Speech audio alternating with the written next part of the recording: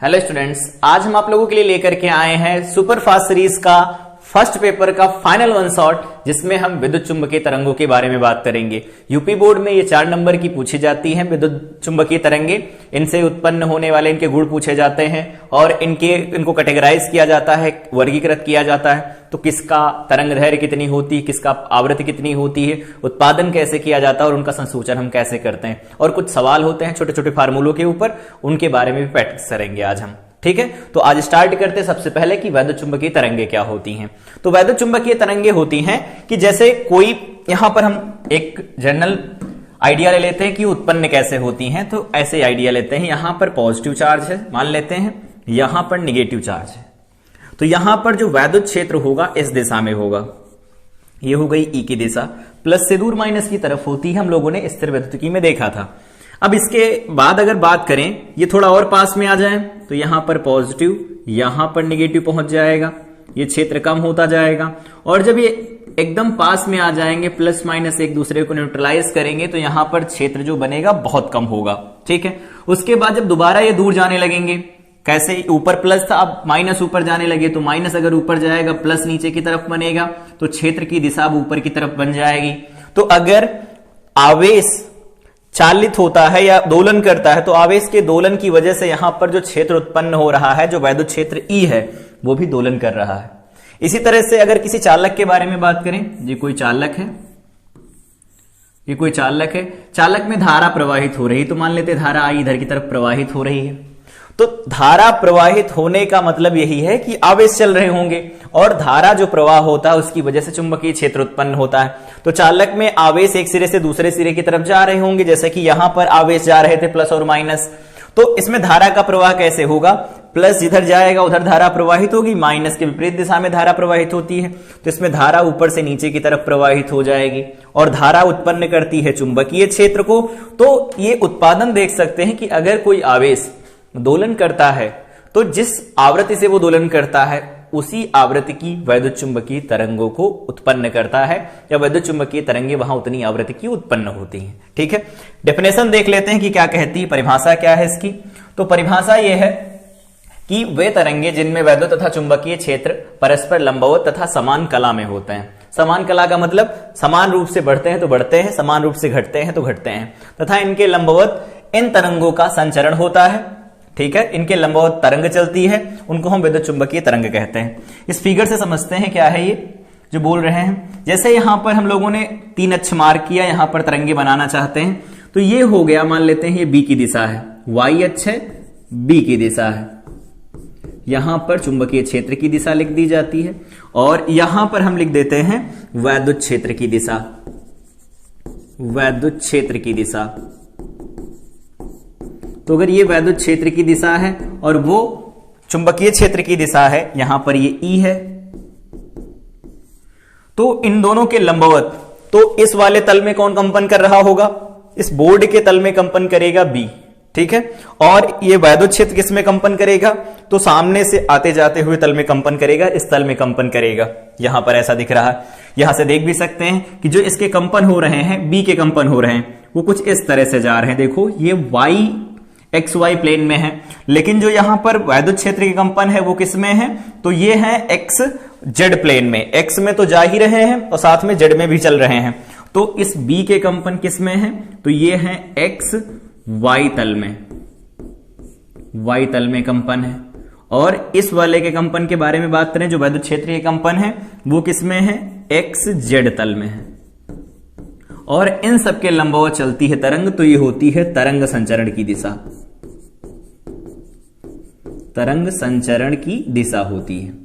तो इस तरह से हम परिभाषित करते हैं वैद्युत चुंबकीय तरंगों को, कि ऐसी तरंगे जिनमें वैद्युत क्षेत्र तथा चुंबकीय क्षेत्र परस्पर लंबवत होते हैं और इनके लंबवत तरंग का संचरण होता है, इन तरंगों को क्या कहते हैं, हम विद्युत चुंबकीय तरंगे कहते हैं, या वैद्युत चुंबकीय तरंग कहा जाता है। ठीक है, इनको इलेक्ट्रोमैग्नेटिक वेव कहते हैं, जिनको हम शॉर्टकट में ईएम वेव भी कहते हैं। ठीक है, तो यहां पर जो ये कंपन चल रहे हैं, पिंक कलर वाले दिख रहे होंगे कंपन, वो है बी के कंपन, और यहां पर जो ब्लू कलर से चल रहे हैं वो दिखा रहे हैं हमें वैद्युत क्षेत्रीय कंपन को।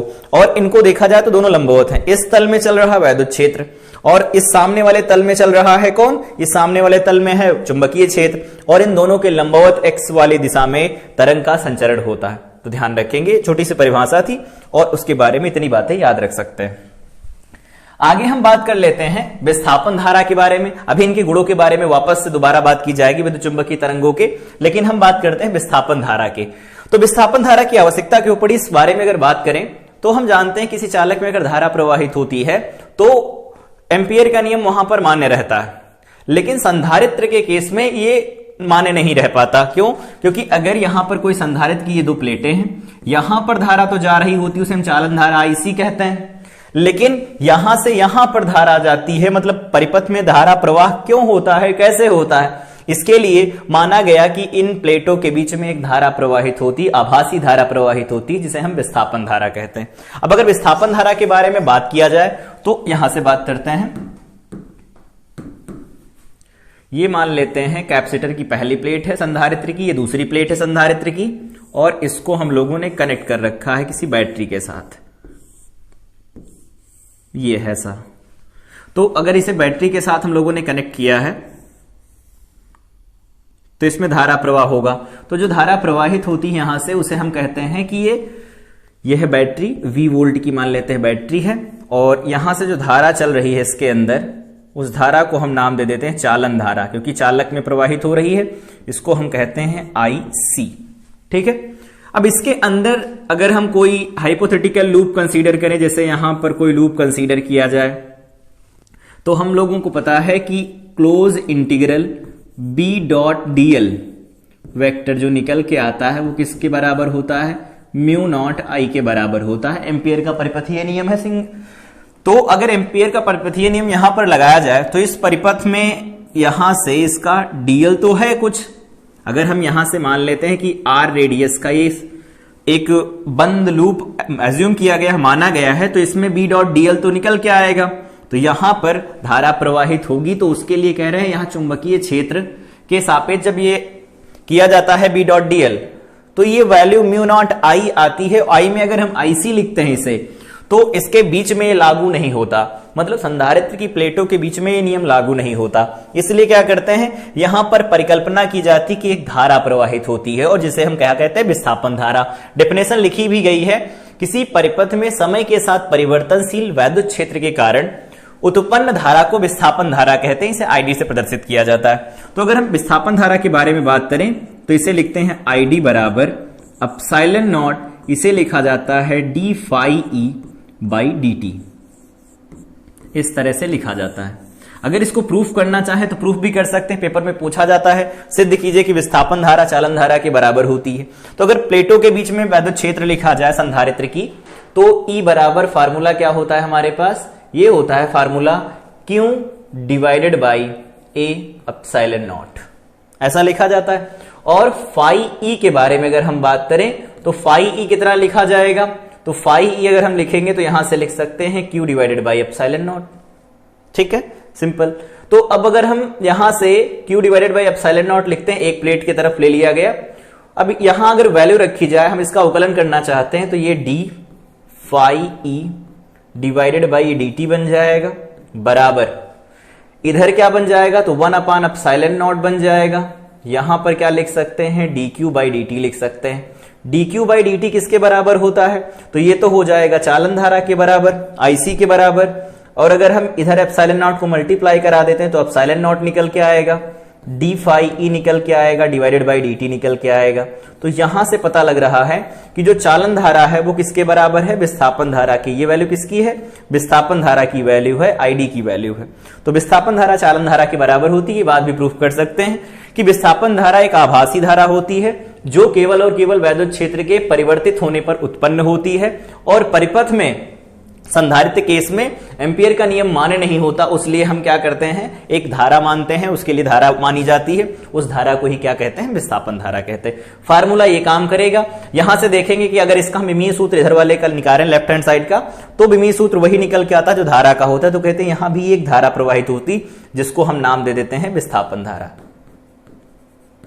विस्थापन धारा। तो पेपर में पूछा जाए तो डेफिनेशन भी लिख सकते हैं कि इसको क्यों माना गया, इसको क्यों मतलब इसकी परिकल्पना की गई। तो एम्पियर के परिपथीय नियम को मान्य करने के लिए किसी दिए गए परिपथ के हर एक बिंदु पर उसके लिए हम विस्थापन धारा मानते हैं। तो अगर विस्थापन धारा मानी जाती है तो जो समीकरण होती है एम्पियर के नियम की B डॉट dl, मैक्सवेल ने उसे सही की और उसे क्या लिख दिया, इसे लिख दिया म्यू नॉट, यहां पर I की जगह लिख दिया IC प्लस ID।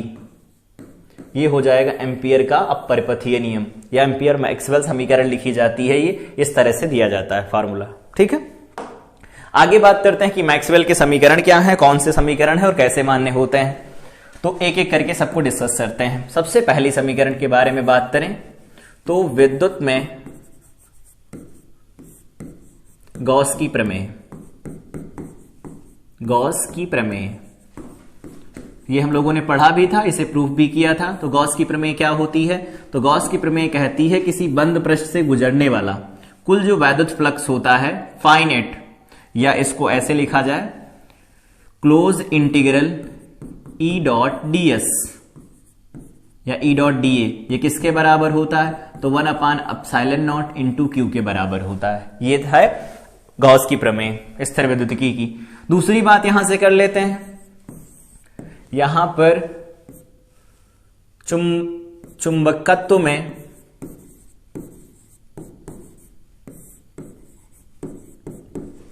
गॉस की प्रमेय, गॉस की प्रमेय, तो ये क्या है गॉस की प्रमेय, तो इसके बारे में लिखेंगे क्लोज इंटीग्रल, यहां लिखा जाता है B डॉट ds या dA, जो भी लिखना चाहें, क्षेत्रफल, ये बराबर लिखा जाता है 0। ठीक है, किसी दिए गए बंद लूप के लिए। तीसरे पॉइंट के बारे में अगर बात करें, तीसरा पॉइंट होता है, तो पहला ये हो गया गॉस की प्रमेय, दूसरा हो गया चुंबकत्व, तीसरा होता है फैराडे का नियम।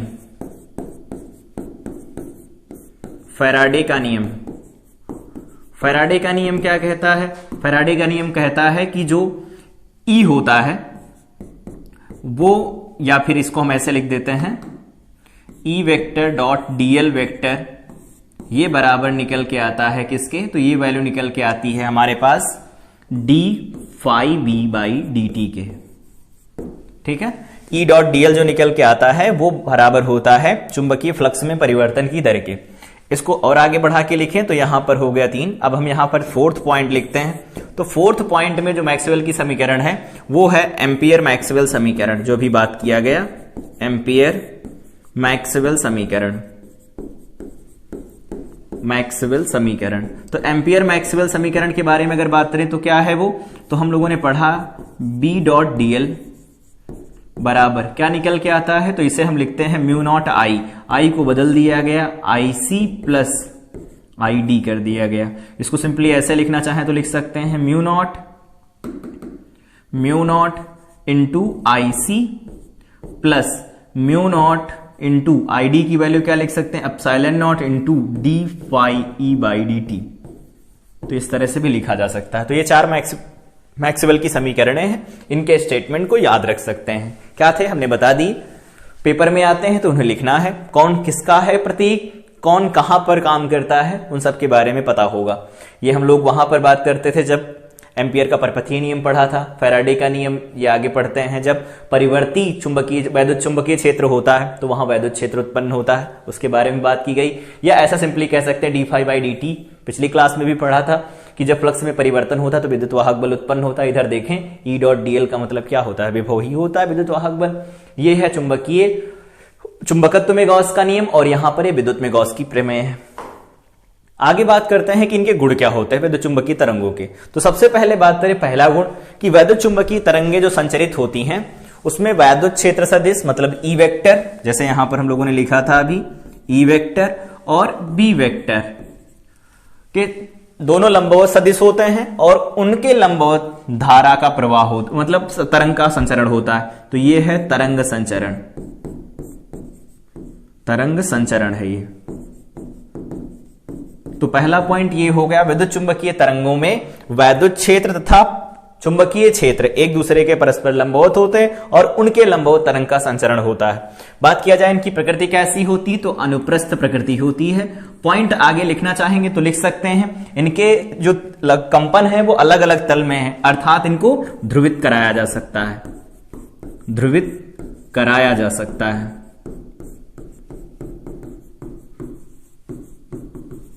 ध्यान रखेंगे इस बात का। अनुप्रस्थ तरंगे होती हैं विद्युत चुंबकीय तरंगे, नॉन मैकेनिकल वेव होती हैं, नॉन मैकेनिकल वेव होती हैं, गैर प्रगामी तरंगे होती हैं,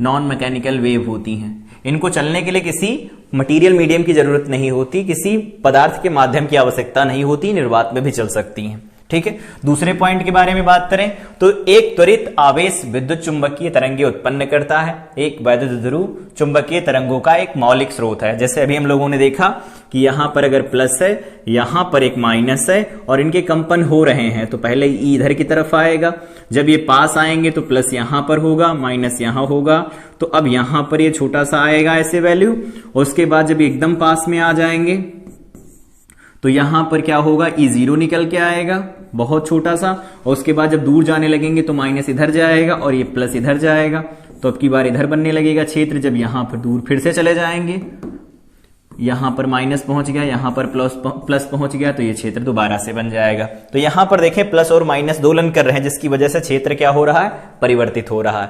तो कह रहे हैं कि वैद्युत ध्रुव जो होता है वैद्युत चुंबकीय तरंगों का एक मौलिक स्रोत होता है। इसमें अगर दोनों आवेश कंपन करते हैं या दोलन करते हैं तो जिस आवृत्ति से दोलन करते हैं उसी आवृत्ति की विद्युत चुंबकीय तरंगों को उत्सर्जित करते हैं। ठीक है, निर्वात में विद्युत चुंबकीय तरंगों की चाल जो होती है उसको हम सी से डिनोट करते हैं। फार्मूला होता है √μ0 इंटू एप्सिलॉन नॉट। इसकी वैल्यू निकल के आती है तो हम जानते हैं 3 × 10⁸ मीटर पर सेकेंड अप्रोक्सीमेट निकल के आती है। लेकिन किसी माध्यम में चाल की बात करें, ये तो किसमें है, निर्वात में चाल है, निर्वात में चाल है। अगर माध्यम में चाल के बारे में बात की जाए, माध्यम में चाल, तो माध्यम में चाल V बराबर लिखी जाती है 1/√μ इंटू एप्सिलॉन। इसको थोड़ा सही से लिखें तो क्या लिख सकते हैं, म्यू की वैल्यू क्या होती है, तो μ0 μr होती है, एप्सिलॉन की value epsilon not epsilon r होती है। तो इस तरह से भी आगे लिखा जा सकता है। अगर कोई माध्यम दिया गया होगा तो उसकी सापेक्षिक चुंबकशीलता और उसकी सापेक्षिक विद्युतशीलता जब दी जाएगी या उसका परावैद्युतांक दिया जाएगा तो उसके सापेक्ष हम गति निकाल लेंगे उसमें कितनी होगी। ठीक है, आगे बात कर लेते हैं माध्यम में विद्युत चुंबकीय तरंगों की चाल। तो अभी हम लोगों ने फार्मूला देखा, तो V बराबर होता है √μ0 μr into epsilon not epsilon r से दिया जाता है। इन पर कोई आवेश नहीं होता, इन पर कोई आवेश नहीं होता, इसका तात्पर्य यह है कि अगर इनके सामने कोई वैद्युत क्षेत्र या चुंबकीय क्षेत्र होगा तो उस पर ये इनके ऊपर बल का कोई अनुभव नहीं किया जाएगा। तो इन पर कोई आवेश ना होने पर ये वैद्युत क्षेत्र तथा चुंबकीय क्षेत्र में विक्षेपित नहीं होती, विक्षेपित नहीं होती। इन पर कोई बल नहीं लगेगा, तो कोई बल नहीं लगेगा तो विक्षेपित नहीं होंगी, अपने सीधे मार्ग पर चली जाएंगी। एक माध्यम से दूसरे माध्यम में जाने पर इनकी आवृत्ति नहीं बदलती, आवृत्ति नहीं बदलती, परंतु इनकी तरंगदैर्घ्य बदल जाती है। ठीक है, माध्यम में जाएंगी, चाल अलग अलग होगी, जैसे जैसे चाल अलग अलग होगी उस माध्यम में तरंगदैर्घ्य परिवर्तित हो जाएगी, पर आवृत्ति नहीं बदलती। अनुदैर्घ्य प्रकृति होने के कारण इनका ध्रुवण संभव, अभी हम लोगों ने बात किया कि जो यहां पर विद्युत चुंबकीय तरंगे हैं, इन विद्युत चुंबकीय तरंगों में एक तल में वैद्युत क्षेत्रीय कंपन, उसके लंबवत तल में चुंबकीय क्षेत्र के कंपन आ रहे हैं, तो वैद्युत क्षेत्र और चुंबकीय क्षेत्र एक दूसरे के लंबवत होने के कारण इनका ध्रुवण कराया जा सकता है। इसीलिए कहते हैं कि वैद्युत चुंबकीय जो तरंगे होती है उनका ध्रुवण संभव है। ठीक है, अगले पॉइंट के बारे में बात करें कि वैद्युत चुंबकीय तरंगों में ऊर्जा घनत्व कैसे लिखा जाता है, तो फार्मूला यहां से हम बहुत आसानी से निकाल सकते हैं।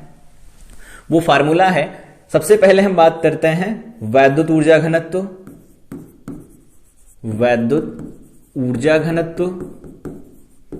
तो वैद्युत ऊर्जा घनत्व को लिखा जाता है स्मॉल u से और सबस्क्रिप्ट में लिखते हैं E, और इसका फार्मूला होता है, याद होगा, ½ε0 इंटू E²।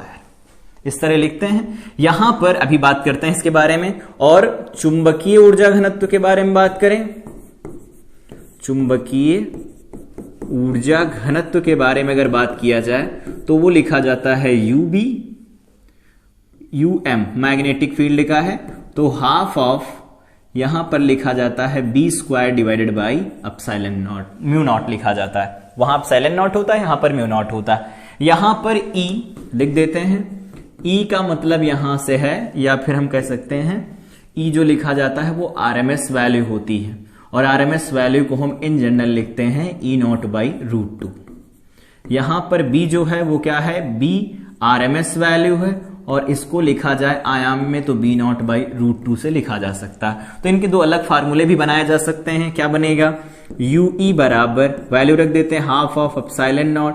यहां पर अगर वैल्यू रख दिया जाए तो ये हो जाएगा E0 का स्क्वायर डिवाइडेड बाई में 2 बनेगा, तो ओवरऑल वैल्यू आ जाएगी 1/4 एप्सिलॉन नॉट इंटू E0 का स्क्वायर बन जाएगा। इसी तरह से UM मैग्नेटिक का लिखा जाएगा, वो लिख सकते हैं 1/4, यहां लिखा जा सकता है B0 का स्क्वायर डिवाइडेड बाई में μ0 लिख सकते हैं। ठीक है, तो ये भी फार्मूले हमारे काम आएंगे, तो ये याद रख सकते हैं। तो ऊर्जा घनत्व का फार्मूला है ये फार्मूला हम लोग डेराइव करते हैं इलेक्ट्रोस्टैटिक्स में। ये फार्मूला हम विद्युत चुंबकीय प्रेरण जब पढ़ रहे होते हैं तो वहां पर संचित ऊर्जा जो लिखी जाती है हाफ LI², वहां से निकल के आता है।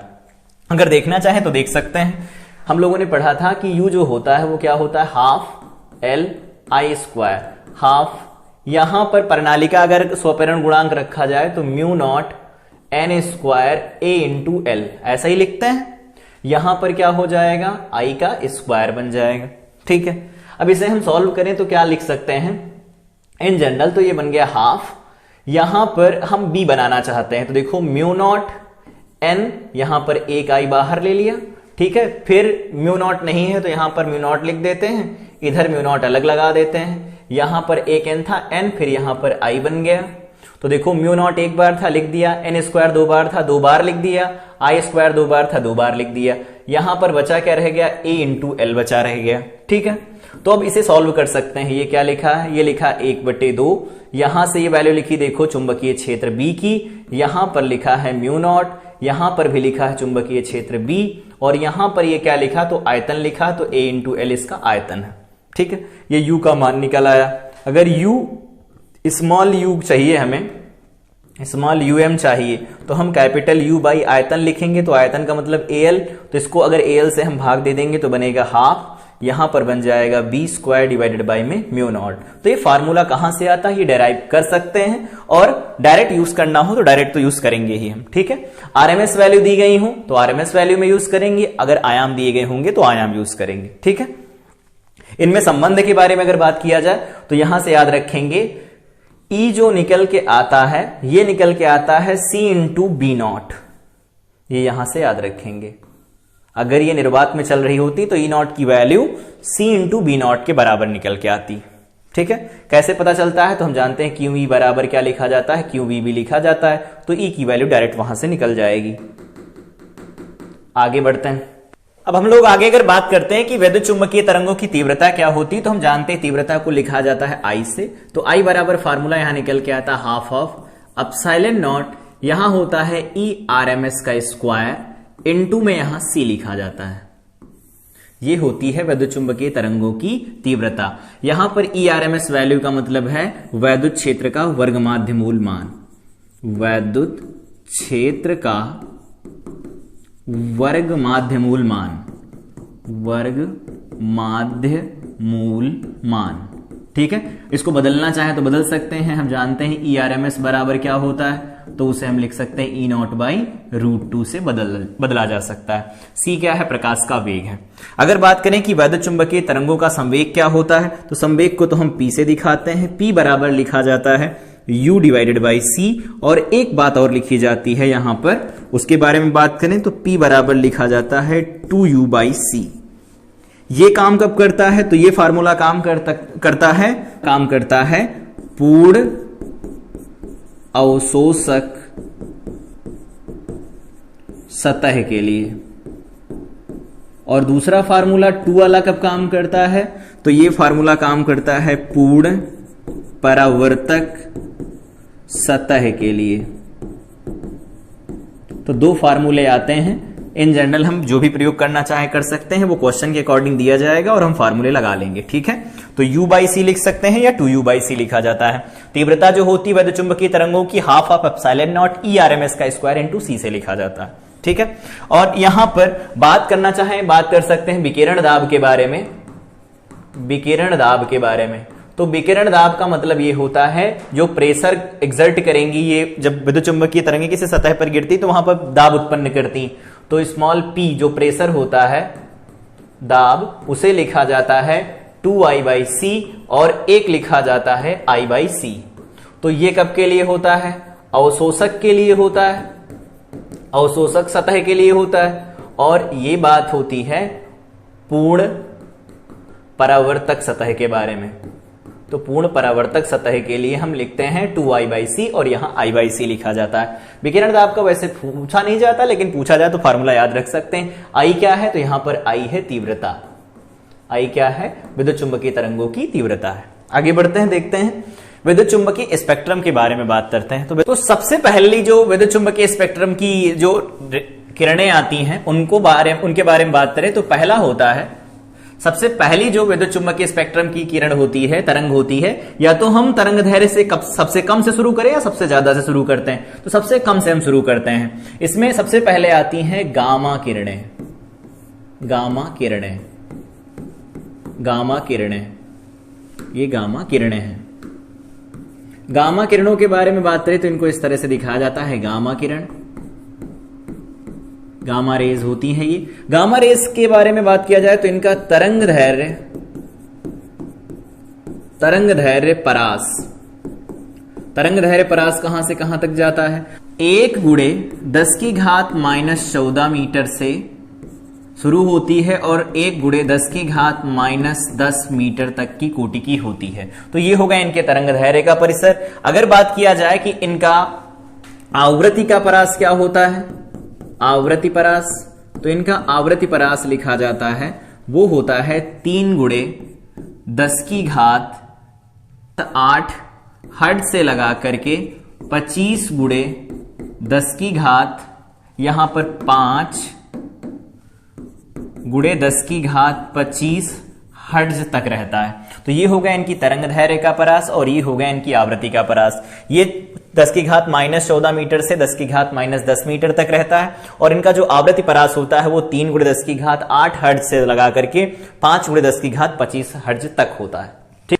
अगर बात किया जाए कि इनके उपयोग कहां किया जाता है या इनका उपयोग कहां किया जाता है, तो इसके उपयोग के बारे में अगर बात करें, उपयोग, तो इनका उपयोग किया जाता है कैंसर की कोशिकाओं को नष्ट करने के लिए। कैंसर की कोशिकाओं को नष्ट करने के लिए इसका उपयोग किया जाता है।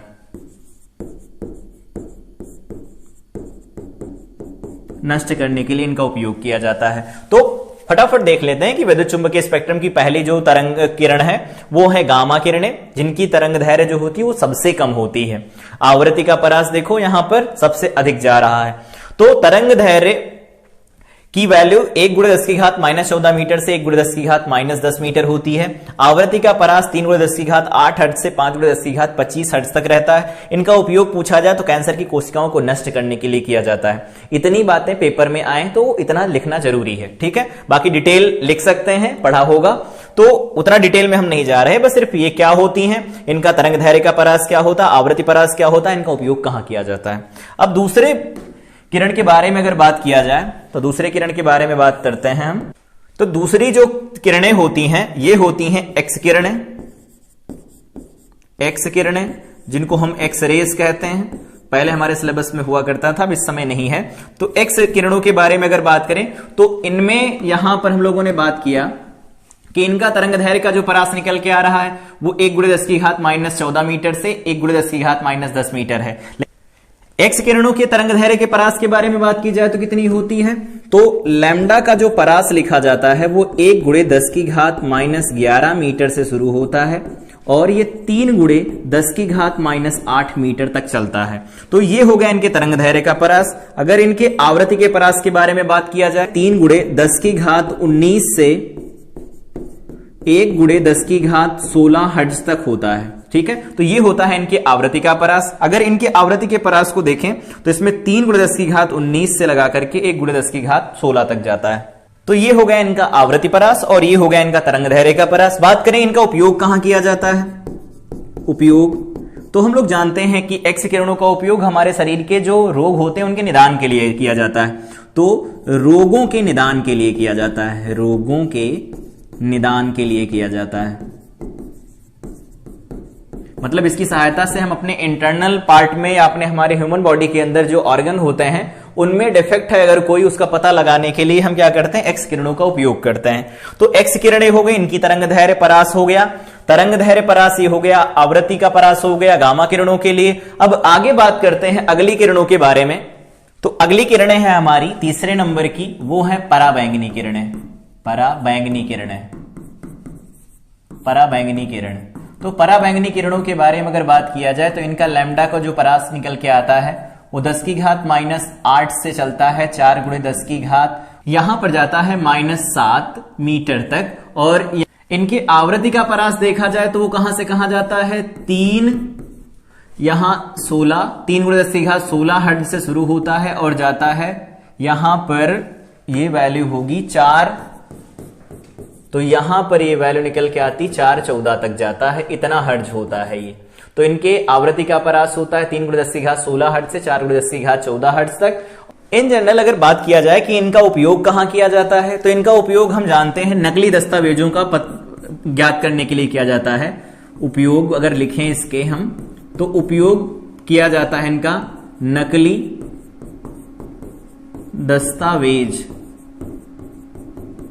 ज्ञात करने के लिए किया जाता है, ज्ञात करने में किया जाता है। तो ये हो गई पराबैंगनी किरणें, उनके आवर्त तरंग दैर्घ्य का परिसर हो गया, ये गामा हो गई, एक्स किरणें हो गई। अब आगे बढ़ते हैं 4th नंबर पर और बात करते हैं दृश्य तरंगों के बारे में।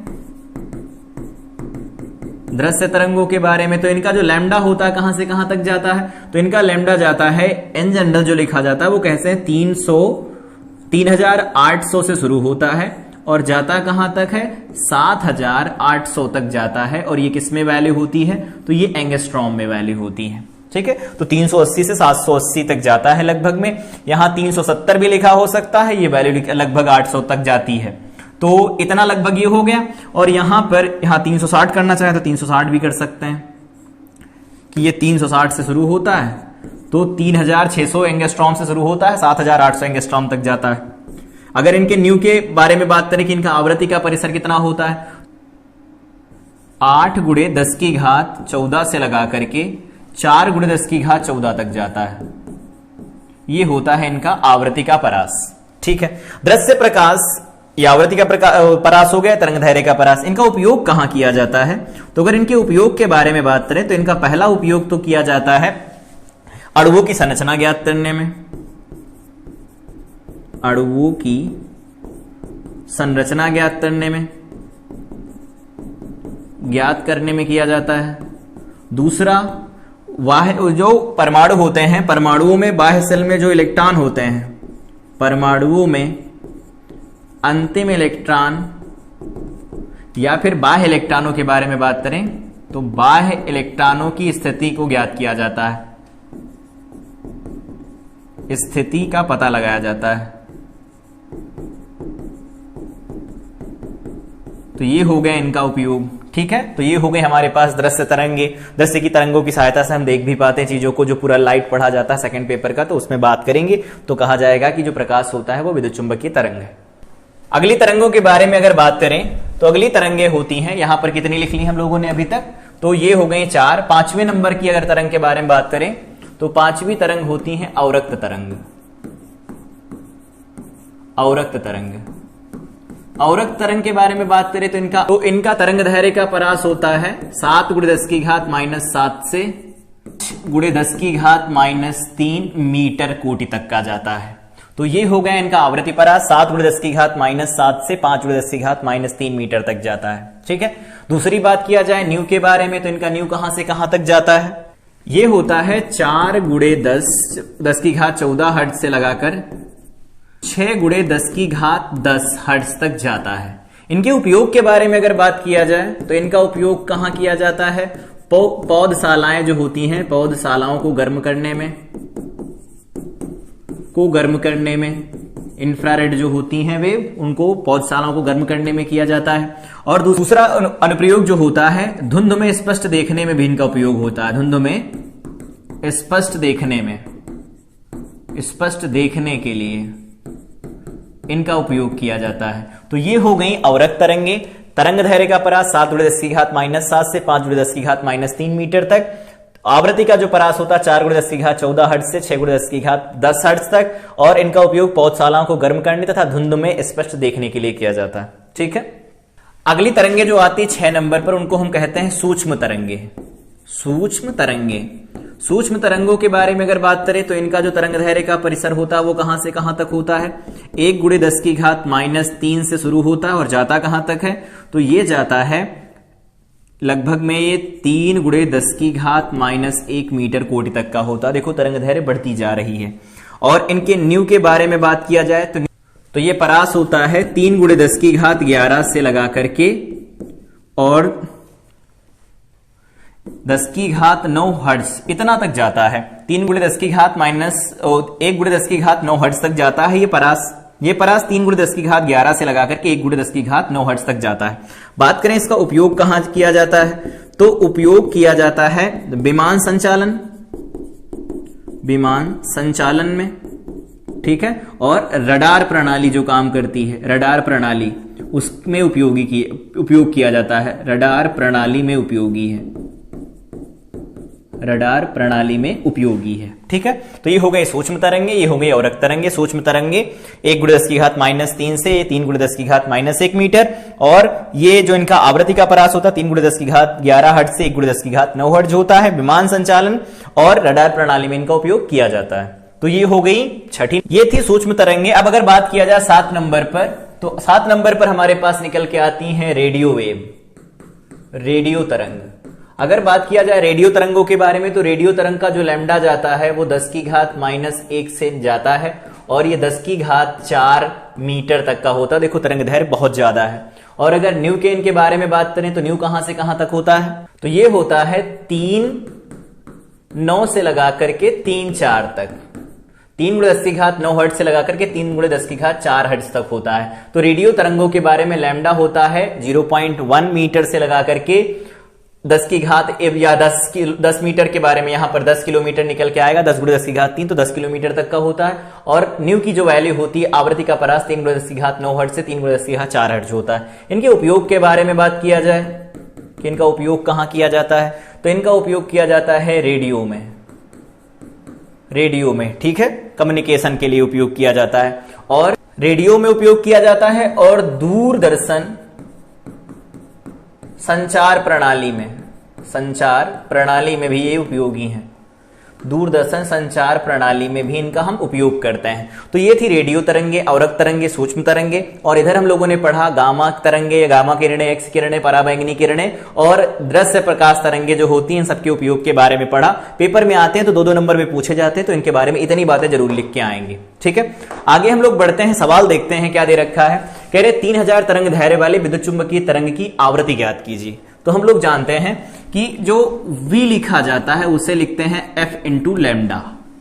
यहां पर विद्युत चुंबकीय तरंगे वो तो प्रकाश की चाल से चलेंगी। ये हो गई आवृत्ति × तरंग दैर्घ्य। दिया क्या है, तरंग दैर्घ्य दे रखी है, आवृत्ति बतानी है। तो आवृत्ति होगा F = C / लैम्डा। C का मान क्या होता है, तो 3 × 10⁸ डिवाइडेड बाय में लैम्डा की वैल्यू क्या है, तो 3000 एंगस्ट्रॉम है। तो 3000 लिख देंगे, एंगस्ट्रॉम का मतलब 10⁻−10। अब इसे सॉल्व कर देते हैं, तो F क्या निकल के आएगा हमारे पास, 3 से इसे हम कैंसिल करवा देते हैं, 10⁻3 बन जाएंगी।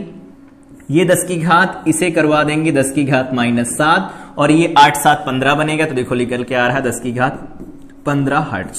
तो इस तरह से हम आंसर लिख सकते हैं।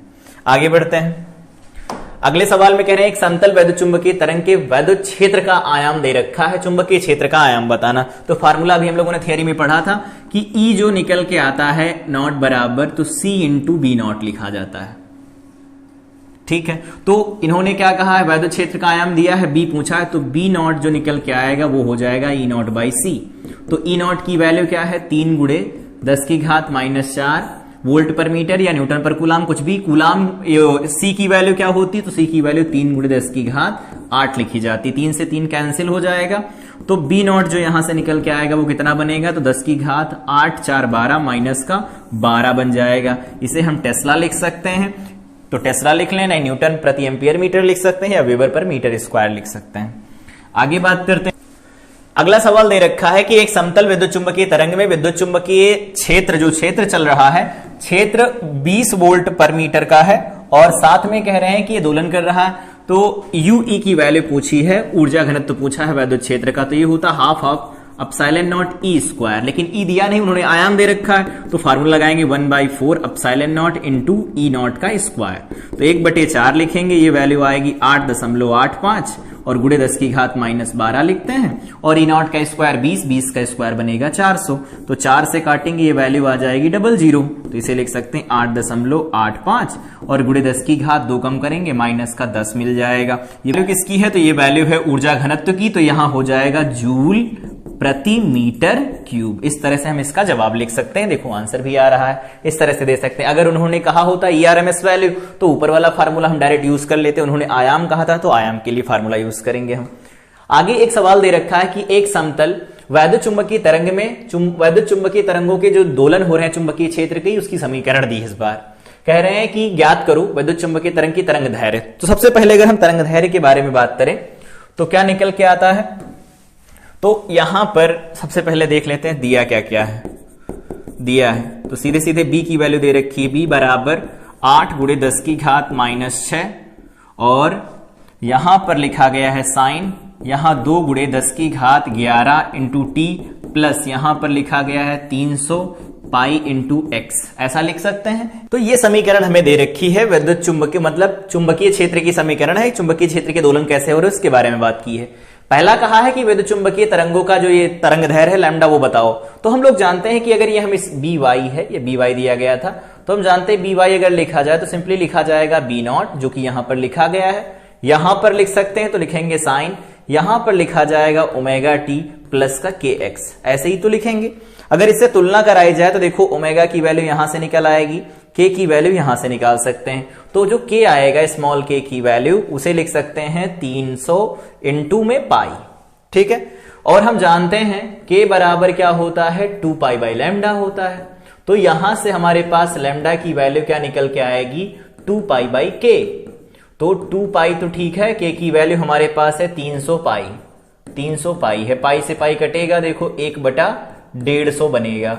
तो यहां से जो तरंग दैर्घ्य मिलेगी 1/150 मिलेगी। इसको आगे फर्दर सॉल्व करेंगे तो लैम्डा की वैल्यू हमें यहां से मिल जाएगी, लैम्डा इज इक्वल टू 0.00667 करके ऐसे मिलेगा। इसे फाइनली हम ऐसे लिख देते हैं 6.6 इंटू 10⁻³ मीटर। इसको सॉल्व कर सकते हैं फर्दर।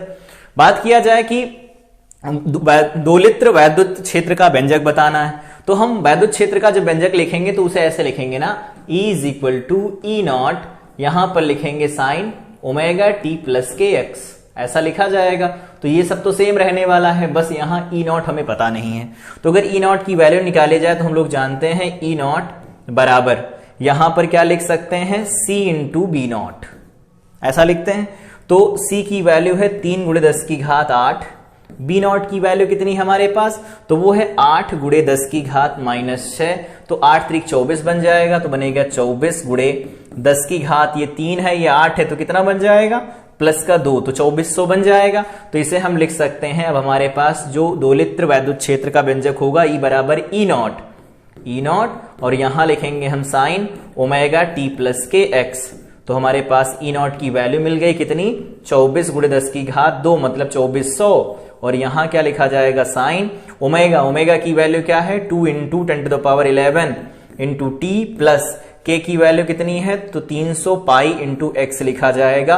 और इसे हम न्यूटन प्रति कूलाम में लिख सकते हैं या फिर हम इसे वोल्ट प्रति मीटर में लिख सकते हैं। और यहां पर ये वैल्यू किस में दे रखी थी तो टेस्ला में दे रखा था, इन्होंने टेस्ला में दिया था या वेबर पर मीटर स्क्वायर में दिया था। तो ये था वैद्युत चुंबकीय तरंग का सवाल, जिसके बारे में हम लोगों ने बात की कि कैसे अगर एक क्षेत्र दे रखा है तो दूसरे क्षेत्र के दोलन कैसे कैलकुलेट किए जाते हैं, कैसे ज्ञात किया जाता है। अगर कोई व्यंजक दिया है तो उससे आवृत्ति कैसे निकाली जाती है। जैसे यहां पर ओमेगा की वैल्यू हमें पता थी, ओमेगा की वैल्यू ऐसी होती तो हम जानते हैं ओमेगा बराबर क्या होता है 2 पाई एफ होता है। फर्दर इसे सॉल्व कर सकते हैं हम, यहां से एफ मिल जाएगा हमें। तो कोई समीकरण दी हो उससे ओमेगा कैसे निकालते हैं, तरंग दैर्घ्य कैसे निकाली जाती है, इन सवालों के बारे में हम लोगों ने बात की। और यहां पर हम लोगों ने पहले ही बात किया जो वैद्युत चुंबकीय स्पेक्ट्रम होता है उसमें जो अलग अलग तरंगदैर्घ्य और परास कैसे याद रखने उनके बारे में बात किया गया। तीव्रता पढ़ी, संवेग पढ़ा और ऊर्जा घनत्व के बारे में बात की और उनके गुणों के बारे में पढ़ा वैद्युत चुंबकीय तरंगों के। ये समीकरणें पढ़ी, विस्थापन धारा पढ़ा और यहां से शुरुआत की थी वैद्युत चुंबकीय तरंगों के बारे में। तो ये कंप्लीट ये लेक्चर था वन शॉट, जिसके बारे में हमने बात की कि वैद्युत चुंबकीय तरंगें क्या होती, कैसे उत्पन्न होती हैं। अगर कोई दो क्षेत्र दोलन कर रहे होते हैं एक दूसरे के लंबवत, तो उनके लंबवत, उन दोनों की लंबवत तरंग संचरित होती, तो हम कहते हैं वैद्युत चुंबकीय तरंग है। यहां पर ये कंप्लीट थियरी थी और साथ में कुछ न्यूमेरिकल हम लोगों ने सॉल्व किए। तो यहां पर फिजिक्स फर्स्ट कंप्लीट होती है। मिलेंगे अगले लाइट यूनिट में सेकंड